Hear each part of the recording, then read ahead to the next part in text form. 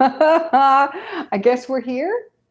Okay, I We're think that here. we're live. We're live. So tell me if you can hear me. I hope you can. Let's get some thumbs up. Can you hear us? We'll watch for the comments and make sure that we are live and actually working the way that we're supposed to be. So we are here. It is Sew Together Tuesday. We are on season 6 now. It's very exciting. And this is the season we take it on the road. So this first episode, this first class that we're doing, we are actually at the Shannon Fabrics offices today. So you'll notice this isn't the normal background that we usually have because that room is gone now. We have no more studio at the house, and we are just going to be traveling around and doing the Sew Together Tuesdays from various quilt shops and all sorts of things. So we're here today at the Shannon offices, and this is where I used to actually come in for my day job when I worked at the office. So we have a whole bunch of rooms in here, offices where all the design team works and they design the fabric and all of that sort of stuff. All happens here. This is also where we have the warehouse, which is huge. And I wish that we could take you on a tour, but we do have a little bit of video to show you how big the warehouse is. And this is where they do all the double unrolling and putting it onto the bolts before they ship things out to the store. And they have a huge shipping department that is busy every single day. So that's where we are. We're very excited. If you stick around until the very end, we're going to take you to what we call the sample room, which is where all of the finished samples live before they get sent out to shops and for the photo shoots and all that sort of stuff. So it's very exciting. It's really weird to be doing it from somewhere else. So it's going to be a really interesting season. We've got how many? 10 more after this that we'll be doing from quilt shops that we've got planned. And then after that, if we get more, we'll just keep going. So very exciting. The next one, so next week we will be at Cali Quilt Co., which is in Rancho Cordova, California. We'll be there on next Tuesday. That'll be the first one that we're actually like out of the city in the RV and driving somewhere else to do a class. We'll be there doing Christmas in July. So that's going to be super fun. You're going to have a whole bunch of fabrics and patterns for you guys. We're going to show off a whole bunch of different projects that you can make either as gifts or decorations. So we're trying to give you a head start so you can actually get those made before the season starts. If you're anything like me, it's like December 20th and you're trying to start getting ready for Christmas. So we're going to show you some stuff much earlier and get you rolling on that. And then she will have a lot of, like I said, the fabrics and new fabrics and patterns available for you there. We're also doing a couple classes next weekend. So after Cali Quilt Co., then we'll be going to the Fig Leaf Quilting in Fort Collins, Colorado. And we are doing the unicorn and llama stuffy. So I don't know if there are any more spaces in that class, but you can check it out for sure. We're doing that one via Zoom. And all of the classes at Cali Quilt Co., we're doing a pillow and a dog. Those are also Zoom. So if you're interested in either of those, you can check out with Cali Quilt Co. or with the Fig Leaf Quilting, okay? We have kits available? They have kits available, yes. So that's what I was going to say. They have kits available. So if you sign up for the class, you can buy the kit or you get the kit with the class. I think that both of them also have kits just available to buy so that you could get those if you want to. The next week after that, so we have Tuesday at Cali Quilt Co., Saturday at Fig Leaf. The next Tuesday we're at, where are we at? The quilt shop. Where's my cue? Wakefield, Nebraska. And so we will be at the quilt shop. And that one, we're going to be doing the Luxe Throw. And I know she has a whole bunch of fabrics available for that too. We're doing a special version of it. And we're using Luxe Cuddle Mirage 80, which is a wide Luxe Cuddle. So if you're familiar with our Cuddle 3, and then we have Cuddle 390, which is the 90 wide quilt backing, which works really, really well for that. But then we also came up with Luxe Cuddle Mirage 80, which is an 80-inch wide Luxe Cuddle, and we're going to be making a throw out of that. So if you haven't made a throw yet, this is going to be the Sew Together Tuesday for you. So that's in 2 weeks. And like I said, kits are available there. And then we have, where's the next one? Old Alley. Old Alley, thanks. There's so many stores, it's hard to keep track of. Then we'll be at Old Alley. We're making more stuffed animals. We're making the Nutty Nag and throw and a throw pillow. That's right. So we're doing the Luxe Throw and throw pillow with a zipper. So we've got a ton of classes. There are about 40 classes coming up. So it's a lot of them. So some of them are on the Saturdays. Every Tuesday, we will be back just like this from a variety of different quilt shops. So like I said, next week's Cali. And we're just going to keep on going. All right. So we're going to introduce you to a whole bunch of new shops and new places along the way. So make sure that you're following along on all of our social media on YouTube, Facebook, Instagram, all TikTok. We're now on TikTok. So all of those you can follow along and see where we're at. And then, of course, watch the videos on Facebook or YouTube. Okay, so that's what's coming up. It's very exciting. But today we're going to be working. Was that all I was supposed to do? Oh, share the video. Share the video. Yeah. So we're going to be, just like always, we're going to give away a kit every single time if you're in the shop. So if we're coming to your local area, come to the shop because we're going to have giveaways, and we'll have the mugs and t-shirts and pens and all sorts of fun things. We've partnered with By Annie and Metler and Baby Lock. We're going to have some giveaways for you along the way. So super fun. But as always, if you're just watching from home, which you can always do on Tuesdays, you can win by sharing the video. So share the video with your friends, your family, your favorite sewing groups, and we'll pick a winner at the end. So stick around for the winner, and then stick around because we're going to take you over to the sample room and show you lots of fun stuff there. Okay? All right. I think that was it. That's awesome. You want to sew? Let's sew. All right, this is my happy place, so let's get to that. I definitely want to get sewing again. All right, so today we're going to be making the crib sheet, and this is a pattern that we've had for a long time. So it's a crib sheet, a play crib sheet. You can use it for all sorts of things. So we're going to work through it today and showing you how to adjust the pattern to whatever size thing you want to cover so that you can use it for whichever kind of play crib that you're using. All right. There was something I was going to say and then it just disappeared. I can't remember, but this is the pattern. It looks terrible because it came out of my printer and my printer is having issues right now. So I promise if you download it, it won't have the weird stripes in it. Okay, but cute little pattern, and it has all the instructions in there for you to be able to make your own version. This fits a standard crib size, and but we're going to show you how to make it for whatever you want to. All right, so what I'm using is this Storybook Multi, which looks way better in person. Check that out. Okay, so you're going to want that fabric as well as the pattern, which you can download from our website. You're going to want 2 yards, and this is again to make the standard crib size. You're going to want 2 yards of a 1/4 inch elastic, a couple of safety pins. I'm going to show you another technique for doing that as well. 45mm rotary cutter and self-healing cutting mat, a 90-14 stretch needle as always because we're working with Cuddle and it's a knit. Fabric clips will make it a little bit easier in certain places. Flower head pins from Clover. Micro serrated scissors. I've got some from Famore and Kai. And then we'll have polyester thread, of course, from Metler. The Metro Scene is my favorite, and a stiletto and pressing tool from By Annie, which I just looked over and I'm not sure I see it. I do. Do you see it? Okay, good. All right, yay. Want to make sure that we've got it. So this is the fabric. It's really lovely, super cute digital Cuddle. I really like it. So the first thing we're going to do is I'm going to show you what we're going to be covering. So we're going to cover this guy. So this is actually from the class that I'm doing at Cali Quilt Co. This is the 2-inch version, and we're going to do a 4-inch version of a floor pillow.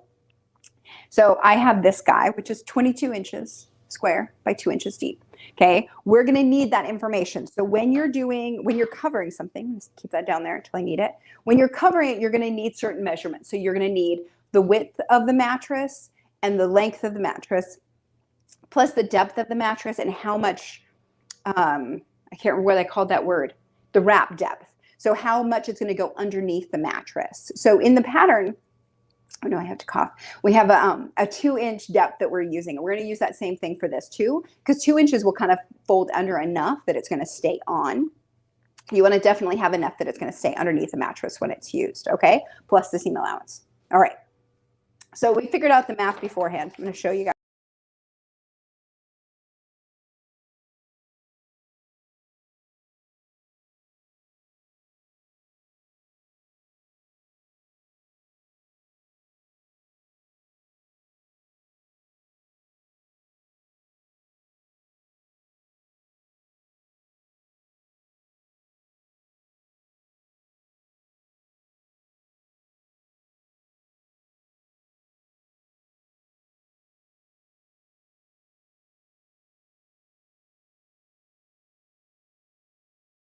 Here we go. And we're back. Okay. And we're split screen. There we go. All right. There we go. Whew. Don't know what happened. I did the whole window, the Safari window crashed. So, but Sorry. hey, that's all right. We still got all of our folks. We're all still back. here. Thanks for sticking around, guys. All right. Nice. See, I guess that was a perk for having 2 cameras. Okay, so here's my little card. So this is what I figured out for the measurements you're going to need. So you're going to need the mattress, the width and the length, okay? The depth times 2, the wrap depth times 2, and the seam allowance. So this is what I figured out. Here's my little bitty math. This is for the crib sheet. This is for my little pillow. It's a 22-inch either way. 2-inch depth times 2. 2-inch wrap depth times 2. The seam allowance, which is a 1/2 inch times 2, which is 1 inch. So I need to cut a 31-inch square. Okay, so that was my math. That was fast. Yeah. Okay. Yeah. We'll post it somewhere here. You can zoom in on it just a little bit. Give them a little bit of time. Do a little screenshot. Make sure you take that information. Okay. So that's how I figured it out. All right. All right. So now we're going to deal with this guy. So I've got my handy dandy ruler, and I'm going to start by checking out how straight my top is. All right. Because sometimes when you get Cuddle, it's not always cut perfectly straight. The same goes for me because it's a knit. So sometimes it doesn't want to behave.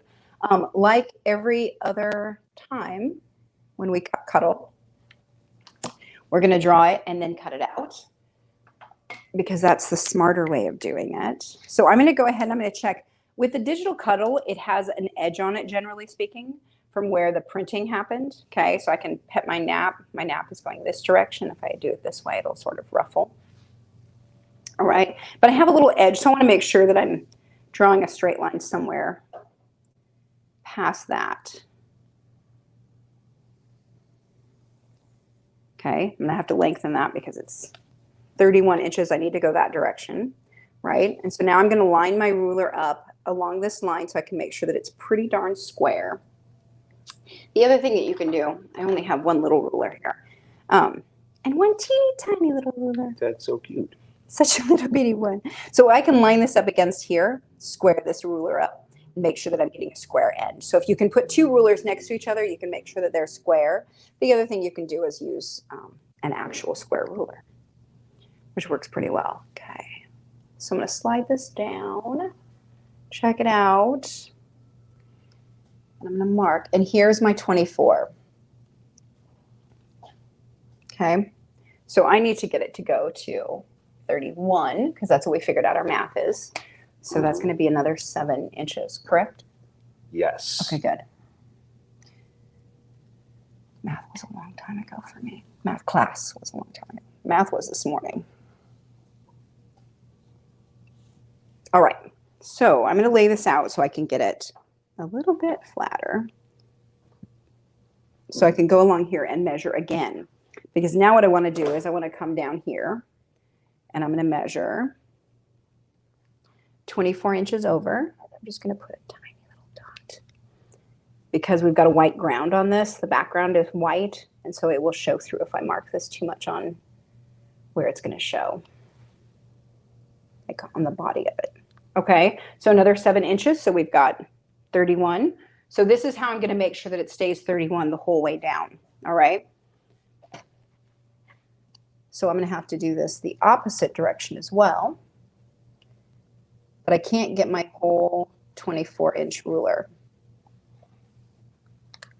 this way. So let's see where we want to mark. So if I do 16, then I would do 15 going the other way.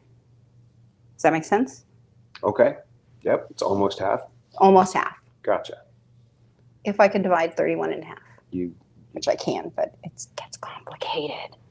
All right, so we're going to come over here, do the same thing, mark a little dot for the 16-inch. You're just kind of like talking about making a center mass mark because your work area is not big enough to right, do I full can't, size. exactly. Which I feel is probably a common problem for folks. Right. Yes, Like having 31-inch depth is not very common.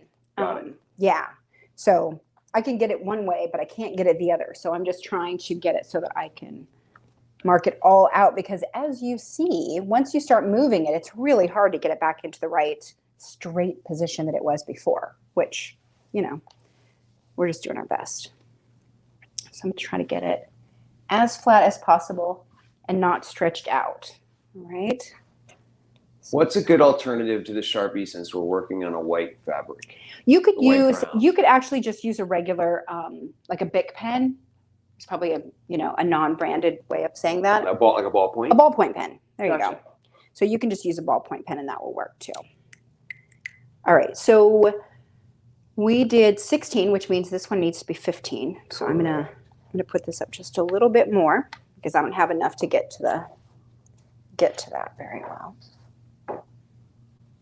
Okay. So this is what I do when I'm marking any sort of like a big thing. So if I'm doing like a self-binding blanket or something, because like a lot of times people say I have a really hard time cutting a big square. This is the trick, is just to mark it all out first.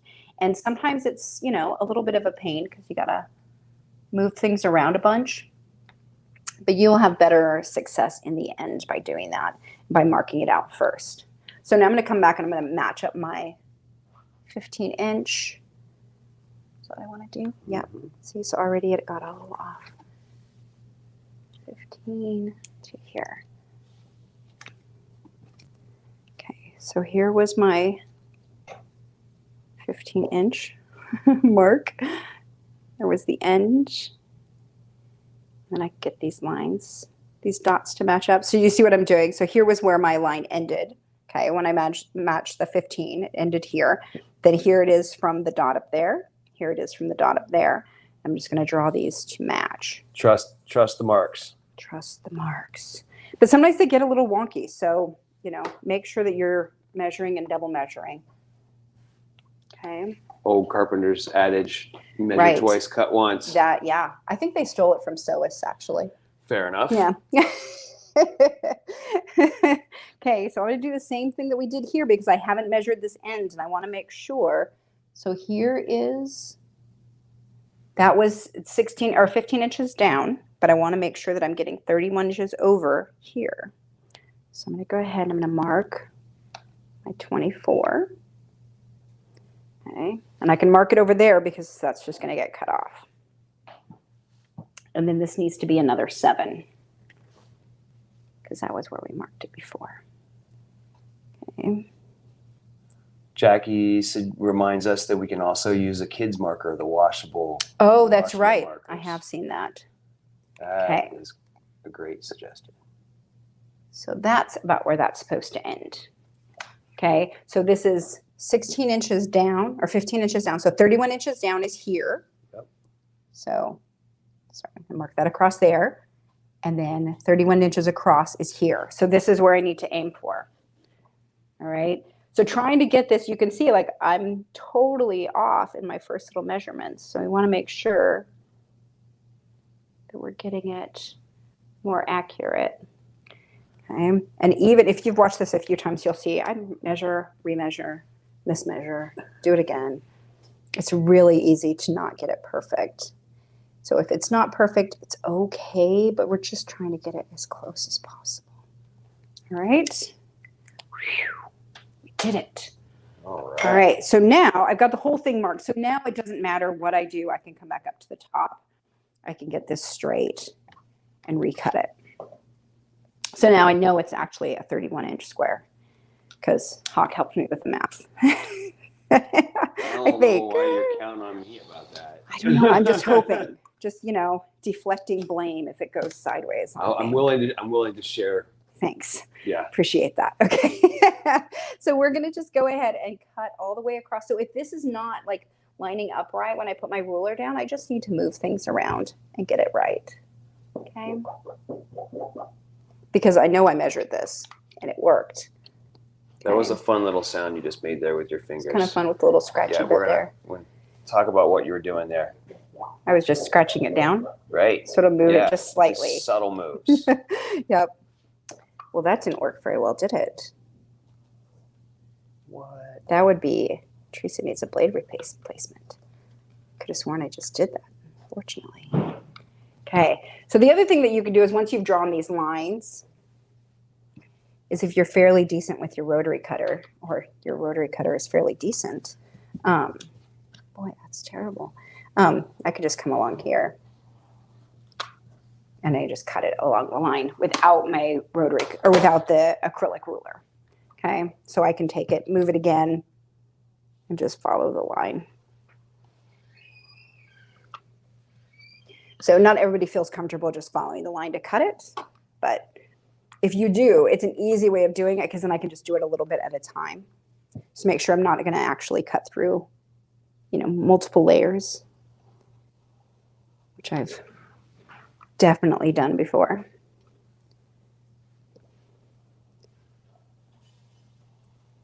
Okay.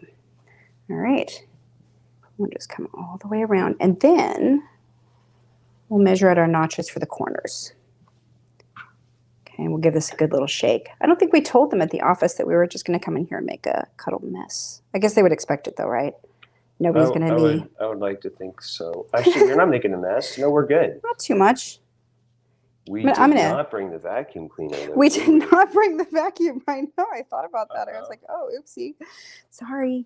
Oopsie. Yeah, our studio setup at home sort of disappeared and into boxes. And we're trying to redo it. Can you hear that little clunk that it has in there? A little bit. Yeah. Yeah, here. That's where the little blip is right there. I have a little... there's a hiccup. There's a hiccup in it. So guess who gets to replace her blade? Me. Because, yeah, that is not fun. I don't like that. I don't like having to go back and snip places. It's just, yeah, it's better to do it. All right, so we're going to give this a good little shake over here. Because it's a Cuddle 3, especially because it's a digital Cuddle, there's hardly any mess actually. So nobody can be too mad at me. Okay. All right, so now we have our square. Okay, seems like it's square. That's great. And so now we're going to cut out the corners. So basically how we do this is we're going to cut the corners and taper them in. So make these huge darts kind of that will go around the mattress and come straight down. So the way that we do that is we have to figure out what the depth is of the mattress, and then how much we want it to come underneath the mattress. And that's what creates that little corner right there. Okay, we figured it out. It's 2 inches deep. We want it to go 2 inches underneath. So we're using that measurement, which is 4 inches on every corner. Plus the seam allowance? Not plus the seam allowance. No. Nope, because the seam allowance, we're going to actually add a seam allowance on here. So we're not taking the seam allowance off. We're leaving it. So just what the amount is. So I'm going to see if this little gel pen that I have, it's actually a big pen, but I don't know if this will work. So we're going to give it a shot. Okay. Okay. This is what I like to write with. So maybe I'll like to write with it on fabric. So I'm going to do a 4-inch square. So here's my 4-inch and my 4-inch. I'm going to get those lined up on there. Okay. I'm going to hold this down. See if I can get it to write on there. Did it work? Barely. Probably enough for you to see. Enough for me to see. So I'm going to go ahead and I'm going to do this. I'm going to show you. We can roll up here. It's a little hiccup. Roll right up to the corner.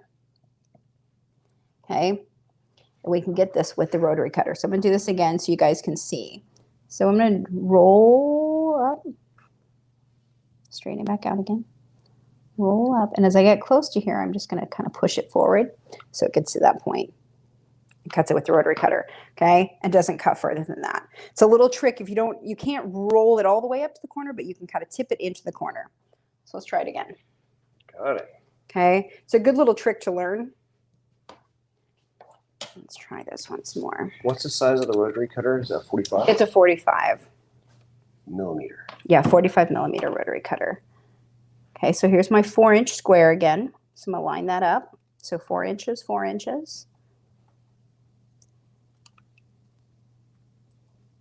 See if I can get that to write just a little better. It's not too bad.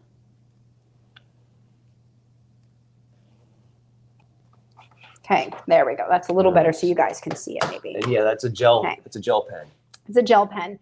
You just want to make sure that you have a nice, good size ball, or yeah, the ball on it. So the ball point is actually pretty good. So if they're too tiny, they don't work because they get caught on the fiber or the knit. Okay, so I'm up here. You seeing this? Not as well as I'd like. Okay. We're gonna try, Let's try it. This side, from this side, it'll be better again. Okay, I'll do it here. Sorry, my hand gets in the way. All right, so I'm gonna do the same thing where I'm gonna roll it up. Okay, and I'm just using it like a regular rotary. And then I'm gonna stop and I'm just, except it hit the clip. It hit the little. Yeah, it hit clip.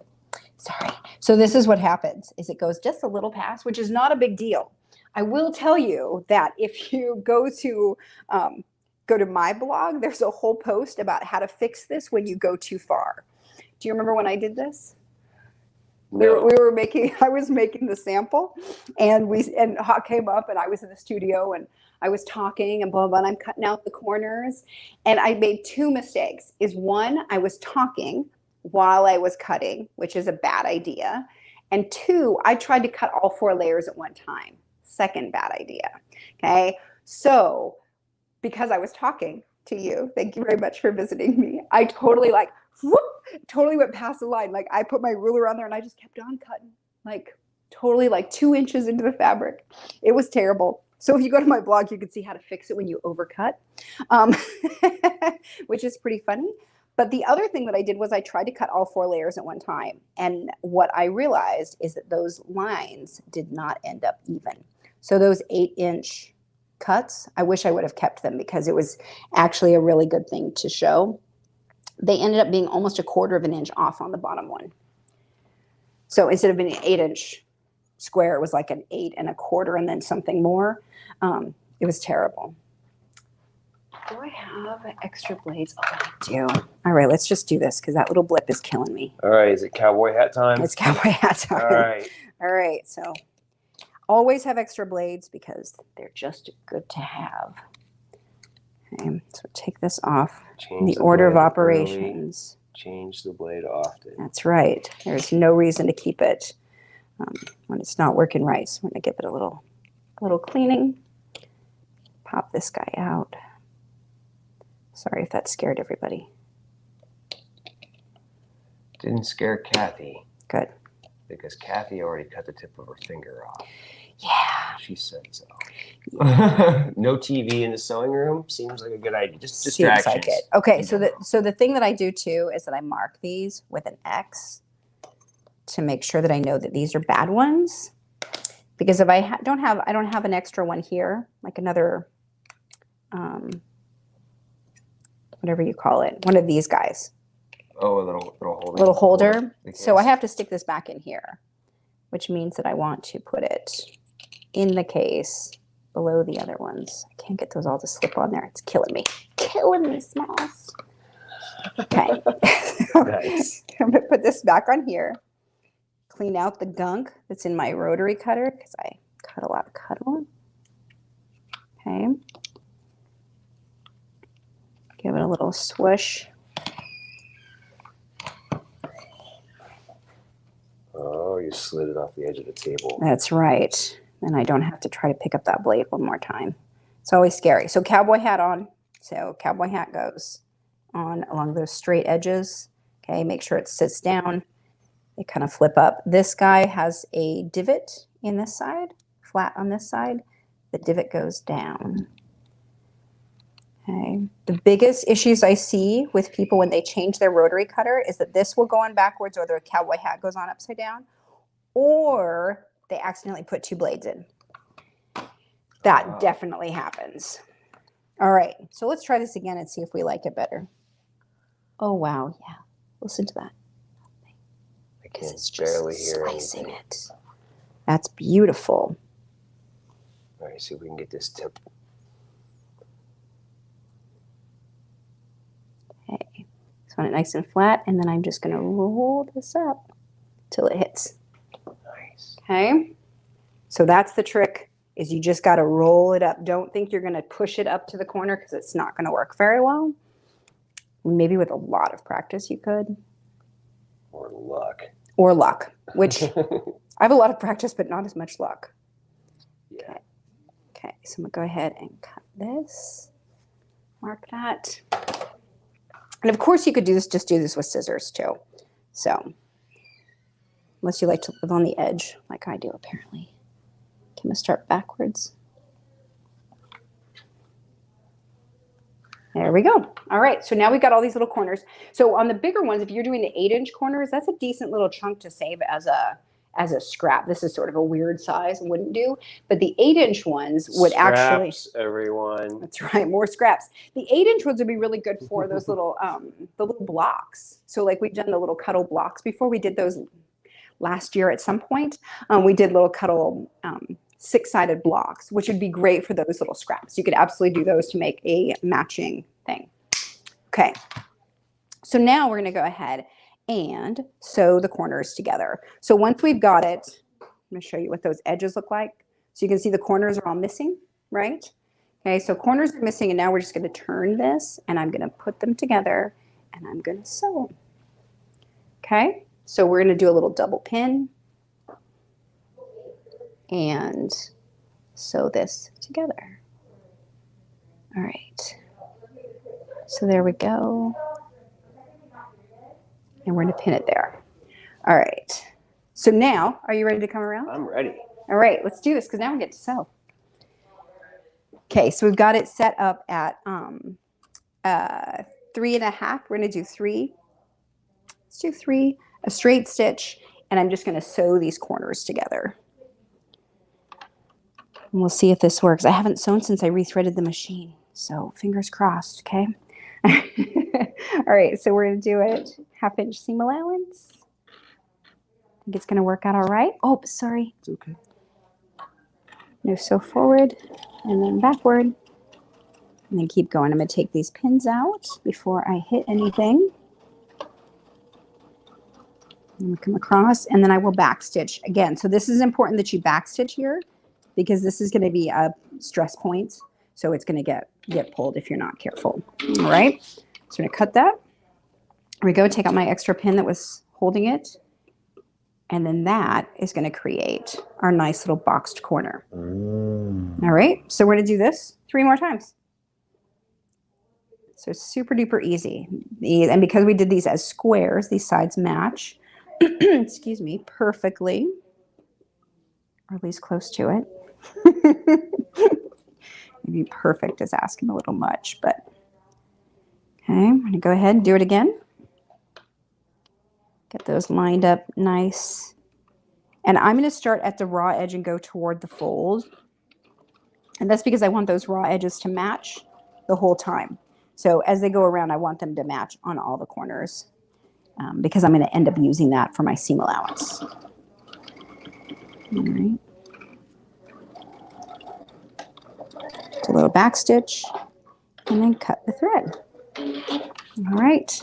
There's my other little pin. So this is the key with the double pinning, is to leave this other pin in, because it makes it so the fabric can't move as we're going, which is great. It's just like a little extra security blanket. So if you're one of those people who has a serger, excuse me, and loves your serger, this is a great time to use it. Is on this seam is awesome, because what it will do is give you a really nice finish on here, trim it off, and make it super neat. So you could absolutely do that. If I had my serger, if I were doing that, I would serge these 4 corners, and then I would go ahead and serge this whole raw edge and give it just a really nice edge. So if you're making this for a gift for somebody, that would be a way of doing that. And I know some of y'all love your sergers, because I get asked all the time, can I do that on my serger? Can I do that on my serger? This one is a great one. Just so you know, that question came up, and you got way ahead of it. I knew it, because they always ask. People love their sergers. I love mine, but for specific purposes. So I don't do all of my big sewing. So this is the one that I got off. Okay. So that little corner, you see the little flappy do here? Okay. Oh, yeah. So that's what happens. So what I did in the blog post, I talk about using an interfacing on the back to sort of seal up the hole. Because I went a good 2 inches in, went big, way overcut. And then I was like, oh, great, that's all my fabric, and it's 2 yards. Not going to hide in the seam allowance? It was not going to hide in the seam allowance at all. Yeah, that was a sad moment. Okay.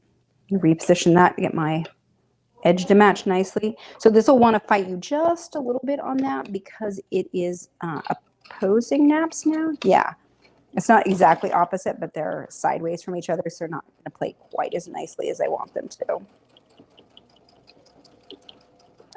Okay, cut that, take it out, and again, we've got a corner. Okay, so you see how nice that is? Yay!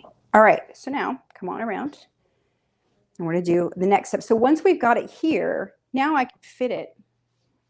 It should, let's give this a shot. It should sit over the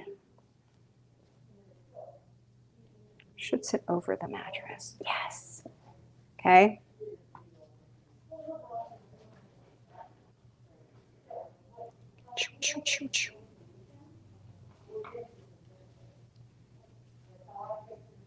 Okay, so now it's going to sit over it. But what happens is now we've got this like little flappiness. So how do we take care of this? How do we make it actually fit around it? We're going to add a casing.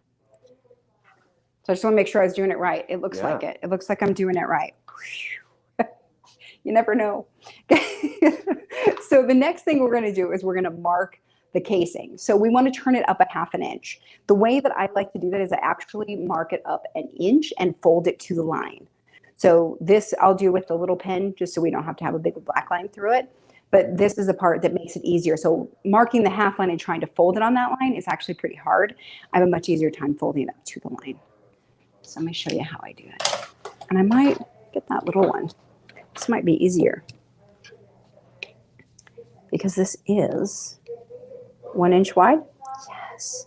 Okay. So my little ruler is 1 inch wide. So I'm just going to stick it on here and I'm going to mark just like this all the way around. Okay. So now I'm going to do that and then fold this up. Does that make sense? So then I'm folding up. So then this becomes a half an inch. Okay. Instead of marking a half an inch and trying to fold it on that line. So that's what I'm doing. And you're going to watch. I'm not going to mark every single part of it. I'll kind of do these little gaps. Okay, this is a part too that if you want to, you can go ahead and do some basting stitches along these edges to hold those down, because I will probably have to fight the elastic just a little bit over those corners, but hopefully not too much. Okay. So just go all the way around with this. With this light pen, I can't see through the other side at all, which is great because with the Sharpie, you definitely can. So I always and a reminder that this part is all the way underneath, right? In this case. What do you mean? It goes like this goes all the way under. It'll the go mattress, underneath, right? So. Right. Yeah. So you wouldn't even see that anyway if you did. Yeah. If you used a Sharpie, literally, it's along the seam line underneath the mattress. Yep. You're right. Nobody's ever going to see it. But you know, if your friend the sewist comes over and then checks it out and is like, "Oh, but I can see the lines." See, yes. That would be the time. We have to hold each other accountable. Right. Exactly. You walk around with like a ruler in your pocket. Yeah, I've definitely made clothes that then I've not wanted to have people that I know sew. You know, I made it. Like, did you make that? I'm like, well, because I don't want them to look at the hem. The hem wasn't perfect. That happens sometimes. So I'm going to go ahead and mark the whole thing. You could mark and pin and mark and pin, but I honestly would prefer to just mark the whole way. So that's what I do. Let's do all the marking, batching it. That's what I'm doing. Doing all the marking and then all the pinning and then all the sewing. Okay. So it's super easy. You could also use like a water-soluble pen or a air erasable. I don't know if I have one there. It doesn't look like it. Like the little blue Marks a Lot. Not Marks a Lot. Mark Be Gone. Yeah, don't use a Mark a Lot. This or Mark a Lot is like the huge Sharpie sort of things. Oh, wow. You know what I'm talking about? This like huge one. Yeah, exactly. Yeah, all right, so I'm going to turn this so I can actually just access it better. What I'm going to do is I'm going to fold this up and I'm going to pin and then I'm going to clip a bunch. So grab some of my Wonder Clips. These are my special pink ones from by Annie. Okay. And then I'm going to clip a little and then I'll pin. Okay, so I'm going to kind of go back and forth because the pin will hold it in place better and they won't fall out. And sometimes the Wonder Clips will fall out because I'm not being very careful with them, gentle with them. So I want to keep a pin in every once in a while to make sure that it's staying where I want it to stay. But the clips will work in between. And I'm going to put the pins or the clips way over. Okay, so here is the part where we have the seam allowance. We want to make sure that we're going to fold that up so that it's even and open. It's starting to roll. So you remember how to keep it from rolling too much is to not stretch it. So whenever you stretch the edge of the fabric, it will start to roll. Okay, so just try to be gentle with it. That was a little bendy pin. Did you see that? No, it's not.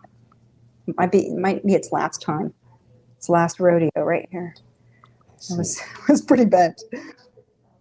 That's funny. Every once in a while it happens. So you can see it's probably every maybe 10 inches or so. See, there's another. What did I do to these poor pins? Oh no! You never run over them with the machine. No, so that's definitely that's me trying to shove it through probably too many layers of Luxe Cuddle or some faux fur or something. Yeah, because that's not the strongest ones. The strongest ones are the ones that are solid color on both sides. I don't think I have any right here. The ones that come in the box. Those are the best. Okay.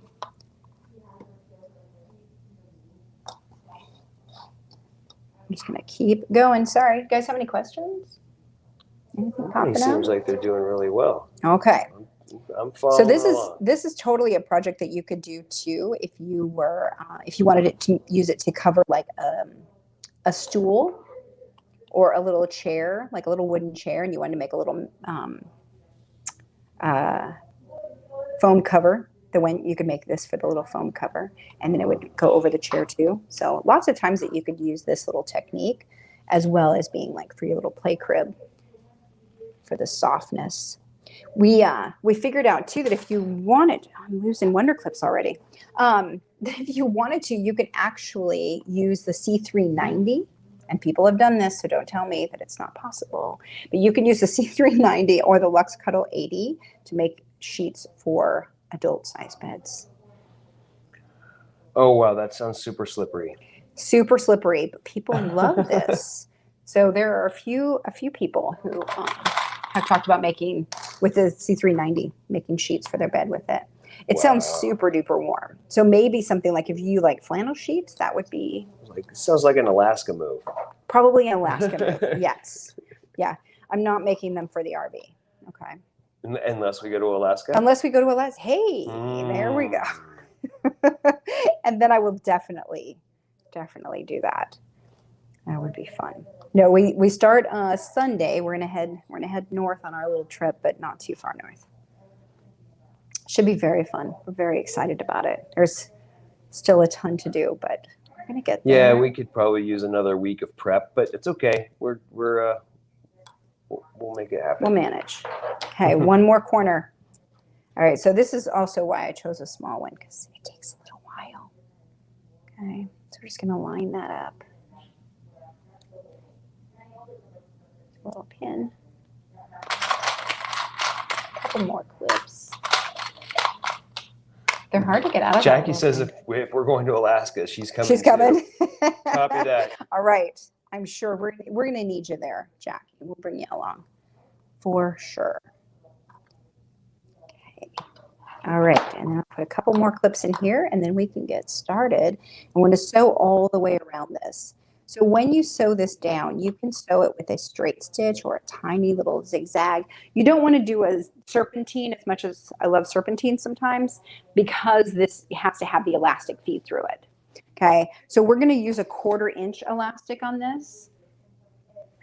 And funny thing is that I ordered white elastic, but it didn't get here in time. So we're going to put black elastic and see how that works. Okay. Higher contrast for good camera angles. Right.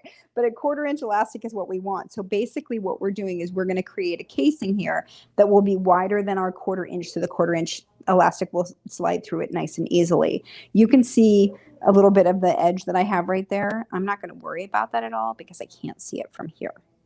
Okay. So let's go ahead and. What's the name of this fabric again with the little rainbows? It is called Storybook, if I remember correctly. Let me make sure that I got it. Yep, Storybook Digital Cuddle. Okay, that's what this is. So in the pattern, it calls for 1 7/8 because that's the more precise measurement, the closest measurement that you could get, I say just buy 2 yards, okay? So buy 2 yards, it'll be fine. All right, so I'm going to do a little lock stitch, and then I'm going to stitch forward, and then I'm going to stitch backward just a little bit too, because I really want to lock this part, because when I come back around here, this is where it's going to get a lot of pressure. So I'm going to sew for a little bit, and then I'm going to go ahead and I'm going to look back there where I want to stop.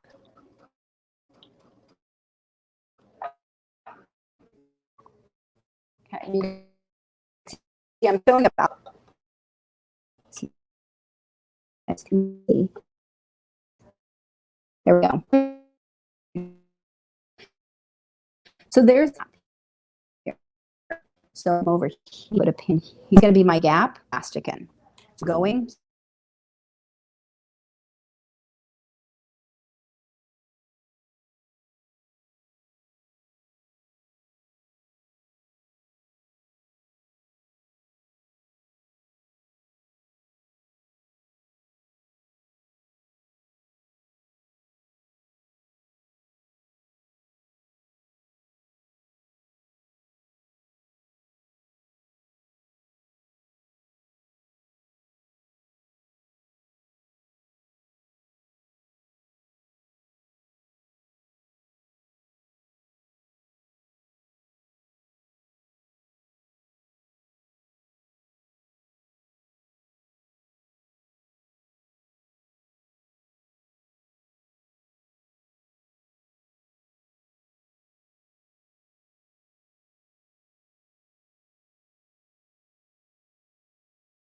I don't know what to. Oh, and we're back. Okay. Hi. Okay, there's going to be a delay before our feed catches up with everybody, but at least we didn't actually lose the stream. No, the stream didn't go away. Just the phone. No. The phone's connection did for some reason. Okay, folks, we are normally very, very stable in this with this part of the tech, but you know, as we go out on the road, we're using some new technology to try to make sure that the stream is stable, which is great. We didn't lose the stream itself, but obviously the camera doesn't always find all of the bandwidth that it needs. So Exactly. We'll do our best. Yeah. Okay. Thanks for being patient with us. We'll figure it out. Yep, we'll figure it out. All right, so I'm just going to stitch along. I kind of had to get my stiletto to make sure I'm staying where I want to stay. Okay, because the stiletto is really, it's my little tiny finger that can go up there and guide. All right, I'm just trying to get it about 1/8 of an inch away from that edge. If you want to go ahead and do a zigzag, you can, but it would just be a very slight zigzag. And like I said, you could serge this edge, and then it would be a really nice finish right here. Because you'd kind of just be stitching right over the zigzag from before. Or the serging, sorry, from before. And it's just kind of being a little precise. Not terrible. If you did a zigzag, it could be less crazy about it. Oops. Very specific. Right. So one of the things too is that normally, like if we were working with a cotton, we could go ahead and press it and make it stay where we want it to. But because it's a knit fabric, we can't really press it so well. So using the little stiletto here really helps to keep it where I want it to be. Either that or pinning more, but I don't want to pin more. I already pin a lot. All right, so we're just going to keep going. And if you wanted to do a larger elastic in there, you absolutely could. Okay, so I want to see how that's looking. All right, so that's the casing that we're creating. Right. Nope. So you want to make, then you want to do that before, if you have to, before you put the elastic in. I'll do a double check just in case. Okay, so we're just going to go all the way around here. All right, so while I'm doing this, should we tell them about how much fun we had at that Kimberbell thing? Sure. So you guys saw at the beginning, we did this Kimberbell event at Cali Quiltco a few weeks ago. We drove up to the Sacramento area and did a charity sew day. And I know it's something that other shops have done. So you can look for your, talk to your local shop about doing it, because we just sat and sewed all day, a whole big group of us. And yeah, we made 50 of those little bears, 50 of those little bears, I think over 2 days. So we did, yeah, 2 days of it. There were a bunch of us who did it. It was great. We had a wonderful time. And then all of those little Kimber Bears were donated to the local fire department. And so you could definitely talk to your local quilt shop and have them do something similar and be able to make those guys. The patterns are free. So it was a great event. It was nice to do some sewing that was for charity too. And then Hawk did some embroidery. Right. Great. Because you can do a lot of the Kimber Bear in the hoop Yep. with an embroidery machine. So I figured out how to do faces. So I spent a lot of time doing the cute little faces and the heads, and then everybody else did assembly. It turned out, I mean, I wasn't the only embroidery machine user there. Right. There were, I think, 4 embroidery machines doing basically that same kind of work. And it just kept everybody moving right along. Yeah, it was great. It was great. So that was super fun. That was a wonderful experience to get out and work with other people too. All right, we're getting there. I'm getting a pile. I think we're about halfway. Let's see. So these little parts where we come around the seam allowance at the corners is a little bulkier. So you want to make sure that you're, kind of controlling it a little bit more. I can definitely feel it want to things. And like I said, when we come around those corners, we'll probably have to fight it just a little bit with the elastic to get the elastic through. But once you get it through, it's going to stay there just fine. Okay. It's going to come through. You feel it building up back there. All right. And if looking at my my foot, so it's running about this line here, this furthest line. So it's something to keep in mind is make sure you're getting a big enough seam for your elastic to go through, a big enough casing. I have definitely sewn my casing too small before, and that's never fun. You just end up fighting it the whole time. Okay, I think we're getting closer. There it is. Okay. Yeah, I remember when I made this on the big sample.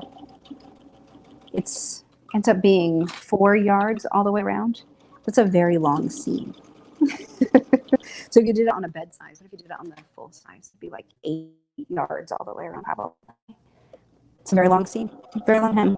I'm going to go back to the, you mentioned the overcutting, the tips that you had for when you overcut on the, and especially on an inside corner, and that's on your blog. What is that blog? It's just my name, teresacombs.com. Okay. Yeah. You go to there. It's like, I don't know, 3 or 4 blog posts back, because I was like, this is probably a valid thing that somebody else will do too. Just me. That's what the oopsies are. That's where sometimes I put the oopsies. I put the, how do you fix this? Because I messed up. We all do it. We all mess things up. All right, so there we go. Made it all the way around. Okay. And you stopped at that double pin, right? We froze again. Actually, I feel like that might be residual comments coming in from the last time. So we'll see. Right now, everything seems like it's, Okay. Do you want to, oh no, we can't switch over. He said that the video is frozen, but the voice is coming through. So there we go. It's coming. There we go. All right. Yeah, I think it's going to kind of do this little blippy stuff. Back out. Sorry, we'll figure it out. Hopefully. There is actually at some point only so much we can do. Oh, totally, because we're not dealing with our internet. So I've got this whole thing all the way around.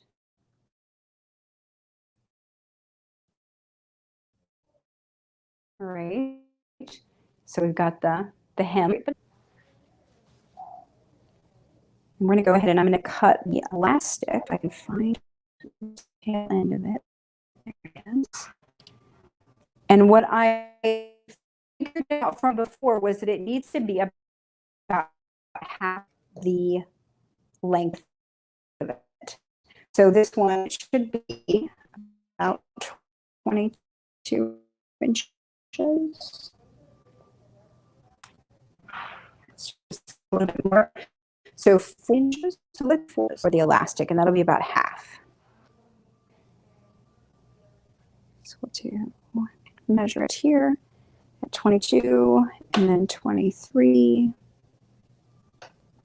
So we're on the internet here at the office, and I know that I mean, there's nothing we can do about it. I'm sort of just talking it through. If you took it, what if you took it off the Wi-Fi?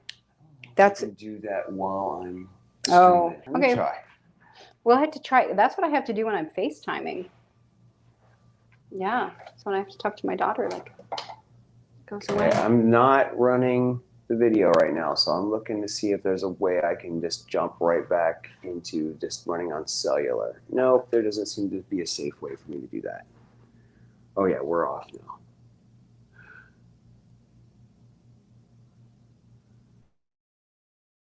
Okay. Okay, let's see. It's just a black screen. Can we go over to the studio view? Oh, we don't have any sound if we do that. No, we totally, you can leave it on. The sound Okay.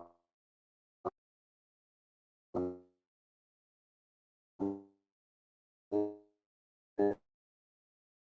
Give this a try. There we go. I'm back again.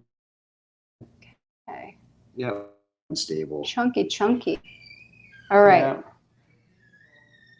Okay, we're gonna have to figure this out.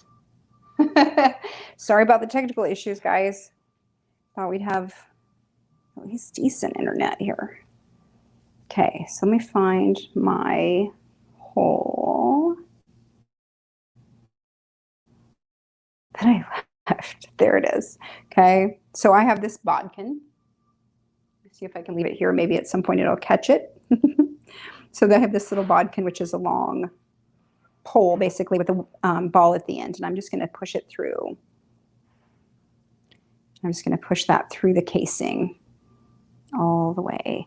So once it gets here, I want to make sure that it's heading through straight.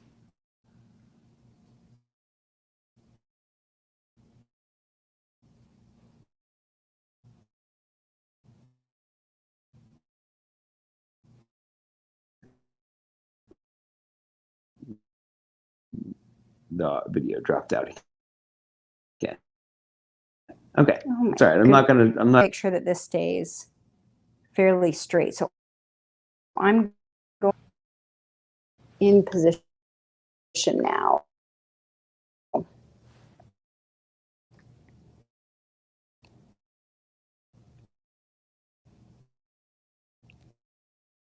Okay. So I'm going to pin this here so that if it gets twisted, I can straighten it back out and I know which direction it's supposed to be in. Okay. So I've got that there. And I'm going to find back and just keep feeding it all the way. Didn't even hiccup. So with the long bodkin, it's much better. There's a great little tool that Clover has that is a bodkin that doesn't work as well for this unless you use a larger casing. I tried and it didn't work because it has like a little pinchy part on it that's bigger. Can we talk again about the math on how long the elastic is? The elastic was just slightly more than half the distance all the way around. The circumference, basically. Right. So you take two sides. Take two sides. And add them together, and then you bumped it up an inch. Yep. It was 44. You added an inch. Exactly. Exactly. Yep. That's precisely what happened. So I just made it so it'd be a little bit more than half, because that was the formula that was in the pattern that we had before. So the one that we have right now that you can download, it's about four feet all the way around, but the elastic called for 2, and we did it that way. It worked. So I was like, okay, there's a formula there. So I started looking around on the internet and seeing what other ones did, and they used a similar thing. So I have a feeling that that's how it works. Okay, really easily. We'll see when I get this on here. Okay, I wonder what happened with the internet. So weird. It's the Like I said, I think it's that there are more people There are more people in the office. using the office Wi-Fi. Yeah, very well could be. You know, we just have to share and share alike. Okay. I think I'm going to try to figure out how to get us our own dedicated Wi-Fi for the phone. Got it. We'll give it a shot. Yeah, off of our other gear. Okay, so let's see if I can get this to come out. Now I'm like, which one is the short end? Got to feed it all the way. There we go. Okay, so now I've got it all the way through to the other side. I've got the piece that I left over that I stitched down, and now I've got it, you can see, it's really nice and tight all the way around. So we're gonna re-finagle this. So, oops, I want to pin this. So I'm gonna go ahead and pin this, and then I'm gonna stitch this across here. And I'm just gonna stitch it up and down just a little bit. Try to hold it in place. It's overlapping about an inch or so. Okay, I'm gonna give this a shot. Let me see if I can crank it down. I'm gonna put it on a tiny little zigzag. All right, so I'm gonna keep it nice and narrow and make it a little bit longer. So it's just gonna do a little bit of a zig and a zag so that if I move, it's still gonna catch it.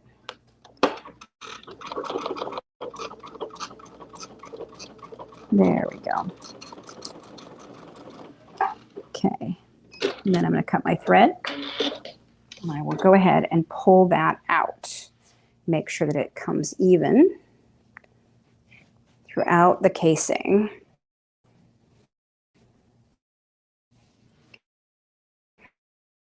Okay, so that I can then work it over.